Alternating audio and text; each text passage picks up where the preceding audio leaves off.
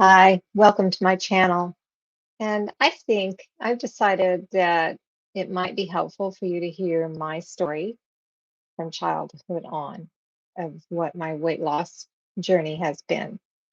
So, beginning as a young child, probably 9 years old, I had my tonsils out. But before that happened, I had to be given a whole month's worth of penicillin just to make sure that I didn't come down with some bug right before surgery, I guess. Okay, so little did I know that this probably was going to set the tone for my life up to now. Uh, so, more about that. Anyway, so I can remember as a young child getting on the scale once in a while and say, hey, I haven't gained any more weight. I'm still 85 pounds. Okay, so that's fine for an 8-year old, 9-year old, whatever. And I'm short. Mm. So, that's probably the way it goes with most children that are healthy. And I was a very healthy child, except for the occasional strep throat, which, would bring on an earache, and mom and dad said that's enough. So, anyway, but after that, about at 10 years of age, my family decided to go vegetarian. That's a whole nother story. Mhm. But to keep this short, from then on, I think it really it was kind of a downhill uh, journey from there. It really didn't get too bad because, when I was still at home, I would resist having breakfast. Mom had to really try hard to get me to eat breakfast. And she only really insisted when we were getting ready to go to church. And then she'd bring out the Fruit Loops and, all that kind of stuff. So there you have it. So then, uh, I went away. Well, also backing up a little bit, I was still at home. And when I would go out and catch the bus or walk to school or whatever I was doing, I would mix up a little carnation instant breakfast. And that was the only thing I would do. And then for lunch, I would have half a sandwich and an apple or something like that. So I just really didn't have a huge appetite, didn't get the jitters in between meals or anything at that stage. And it was the first couple years of high school. Okay, so here I was, not eating any meat, doing a relatively low fat diet, not extremely low fat, but a relatively low fat diet. And desserts, we would always have birthday cakes and ice cream. We were always having a birthday party for each one of us. And I'm one of four siblings. Okay, so then I went away to school and we had class at 7 in the morning. And I found out quick that if I did not eat breakfast, I just was ravenous, before lunch, couldn't think clearly. Okay, so I began to eat breakfast. That's when the pounds came on. And I wasn't just eating eggs, I was eating a lot of like oatmeal or pancakes or, hash browns, whatever. Still vegetarian. So a lot of cheese and a lot of peanut butter. And this is what vegetarians gravitate toward. I'm telling you, it's a lot of nuts and a lot of cheese and a lot of milk products. Okay. So then I really struggled with that, but it was pretty easy to lose weight. Except I would do some extreme things, like I would go back to my dormitory with just an apple. I would go to dinner, socialize just for a few minutes with people. Then I'd head back to the dorm, and then I would mix up some crazy protein drink, which I'm too embarrassed to tell you what that was. Anyway, so then I would just subsist on that until breakfast in the morning. Okay, then I lost weight because it was pretty, it was a lot higher protein than, it was more protein than anything else, and just that little bit of, carbohydrate in the apples. Nowadays, the apples are extra sweet, if you've noticed, and they're very high carb. They're actually, especially if they're GMO. So anytime you can get trees that are grown in someone else's yard, just ask them for their apples or get green apples or something like that. But I don't like green apples because I have a sweet tooth. We'll see about that in the future. So then I went from there, not doing too badly. Then I went away to college. I put on 4 more pounds because we would take snacks to our room and put them in the closet. I'm surprised that didn't cause problems like ants or anything, but we never had a problem with that.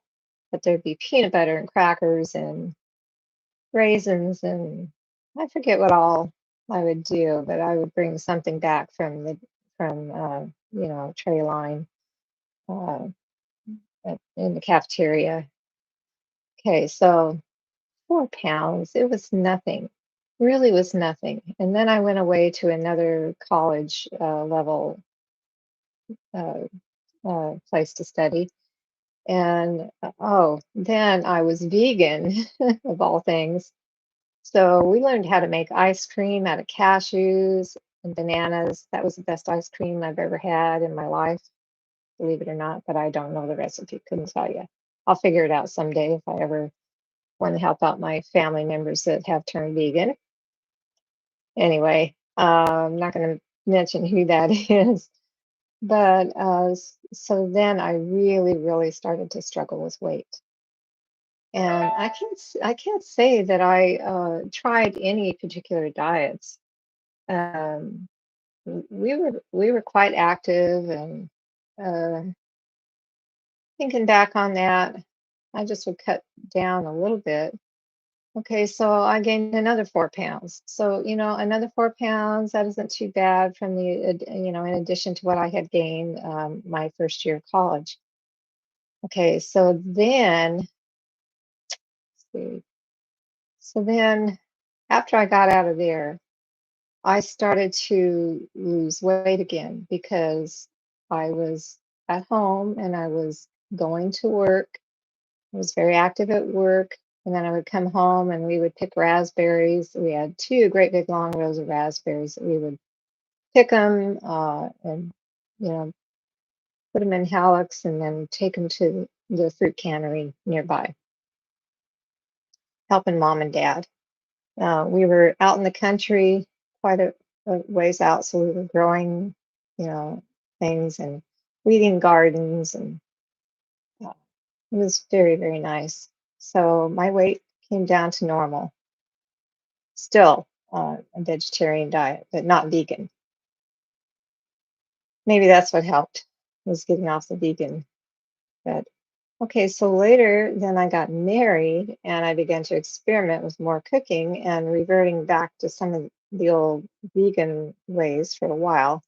We were in and out of veganism, and but my husband, he ate meat, and so he would eat meat when I wasn't around. I was like, oh, gross, because I'd been away from meat eating since I was about 10 or 11 years of age.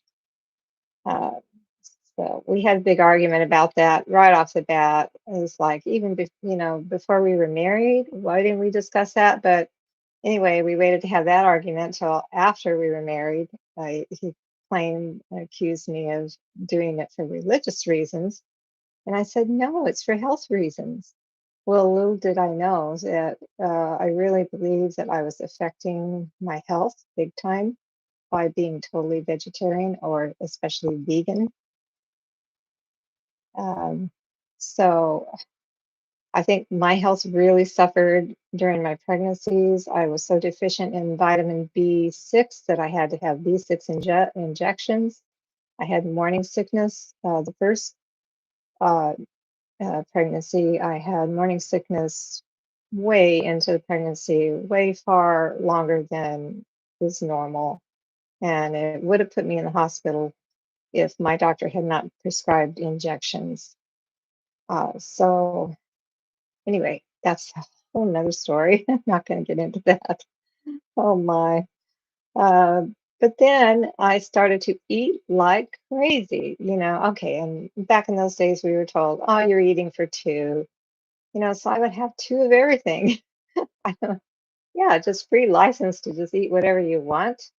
But I began to be hungry every 4 hours, and that doesn't sound like much now because more recently, in recent years, I was hungry every 2 or 3 hours. And making sure I had a snack in my purse, making sure I had extra snacks in the car, making sure that my satchel, my work um, bag, lunch bag had an extra snack tucked in that too, because I could not wait for lunch. And I had to have something I could just eat, drink on the fly, because, we weren't supposed to sit down for the first 3 hours of our shift. We were not supposed to sit down and eat anything. So I would have something handheld. I could just rip open a cheese stick and eat that, or a protein drink, just guzzle down half of that or whatever. But I've mentioned this before. Anyway, so I really, really began to put on the pounds, and I got up to 150. Let's see. Oh, I think I got up to, anyway, I gained 45 pounds with my second pregnancy, and I couldn't tell you what the first one was, but I was so big that the doctor had me, do a sonogram to see, whether I had twins. So anyway, that's how big I was. But, I'm very short waisted. It's just nowhere for a baby to go. So, and then the second time I looked the same way, but they said, okay, we know what you're like when you're pregnant. You look like you have twins. Because, yeah, I did gain 45 pounds was the second pregnancy. Okay, so I lost most of that weight. And I remember it took a long time. Okay, so then we moved out in the country at one point where we stayed longer than anywhere else. And I was settling in, and I started to do aerobics. I started to do floor exercises. And I would, in addition to that, I would go walking 4 miles about 4 or 5 times a week. Well, anywhere from 4 to 6 days a week, actually. And I got down to a very normal weight. I had a lot of muscle in my legs. I did not balance it out with my arms because somebody complained that would not look feminine if I continued to put on muscle on my arms. Okay, so then I was so happy with my weight, and then it was time to plant the garden. And I don't know what happened, but I was gardening two huge gardens. I even did some rototilling, and they were big gardens. I'm not kidding; they were huge. And there was one on both sides of our long driveway, and it was great. We even planted flowers at one point, and rows of flowers. Okay, so I was doing all the weeding. The kids would help me a little bit with the weeding, but not much. We had them grow their own gardens that helped them to appreciate gardens. Okay, so I'm just saying that they had their part that they did, and they were given opportunity to help out more, but they really didn't want to. So I did a lot of the weeding. So here I am bending over, for hours, every week weeding the gardens, and I was putting on weight, and I was like, what? I didn't have time to go walking. So I really can't tell you. I must have reverted to my old ways of, eating lots of carbs.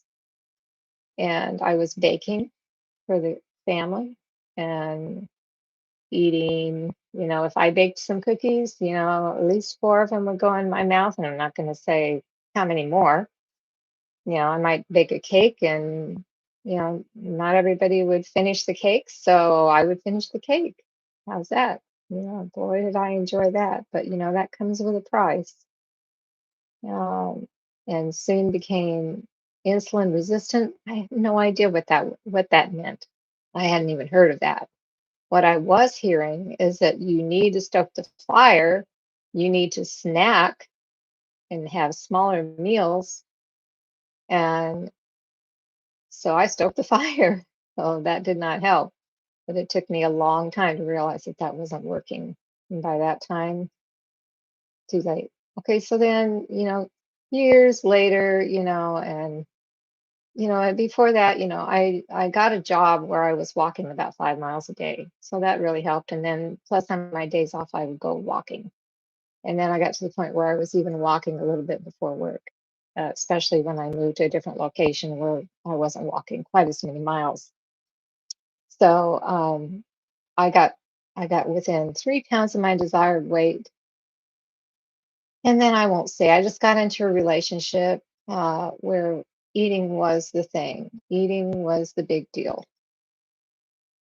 So, and then COVID came along. A lot of things go on with that, as we know, and the emotional eating, more staying at home. Uh, for a while we had to wear a mask going outside, or at least that was what was encouraged in my neighborhood. Uh, so I wore a mask for a while, and then pretty soon I said, forget about it. There's nobody around me.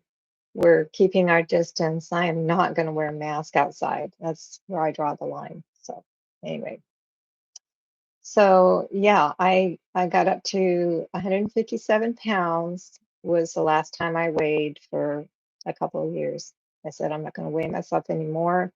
I'm not going to weigh myself at night. It was a morning weight, and I go, I bet you I know that I'm 160 pounds at night, and I did not want to see that. Okay, so here we are, and yeah, I lost a little bit of weight with all the moving around and resettling that I've done to come here. So that's where I was at in January or December of 2022. Um, I was almost ready to go for a size 16 pant or skirt, and I was wearing a very large blouse, very large everything. So, and I had grown out of a lot of my clothes with little hope of ever finding the way to get back into them. So, anyway, so I'm just telling you all this by way of saying that I haven't found anything that worked because, while I did not buy any diet plan, like I didn't go to Weight Watchers or anything special like that, I tried some of the methods. And I will say that for 3 weeks, my husband and I went on a low, it was like this, what's it called? South Beach diet. It was very similar to that. In order to get my RA factor to come down, I think I might have mentioned that I had rheumatoid arthritis diagnosis, which I refused to take the Cymbalta because, and I told my doctor, well, I can cut my RA factor down. 3 months later, I went back and got retested, and I had cut my RA factor down from 40 to 20. So just in 3 weeks, and then kind of tweaking my diet afterward, eating lower carbs. But I moved away from that. So, there you have that. So, I'm just saying that I've tried a lot of the diets, but they didn't work. So I think we have to find a balance between keto, healthy keto, carnivore. You got to tweak it for you. You got to find out what is going to work for you. But I'm here to tell you it's not going to work if you use intermittent fasting with your healthy keto lifestyle. It's not going to actually work if you're going to eat like desserts and continue your sugar addiction. You will not fully get rid of your cravings. You will crave them in between meals. You will suffer during your intermittent fasting period of time. Uh, so I highly recommend that you get off sugar. If you can't do that, at least cut the sugar down as far as you can. But cold turkey is about the only way to go. I hear all the time about these people that are going to just cut down on their sugar intake, but that craving never goes away. Your little unfriendly bacteria in your gut will always scream for ice cream, always. So anyway, so I wish you luck, and I'm going to create another stream. If I have any energy left after this, I'm going to create another stream about my dad, and then eventually there'll be another stream about my mother and her downhill tread toward deaths, and then miserable deaths. So if you want to stay tuned, please subscribe. Thank you so much. Bye.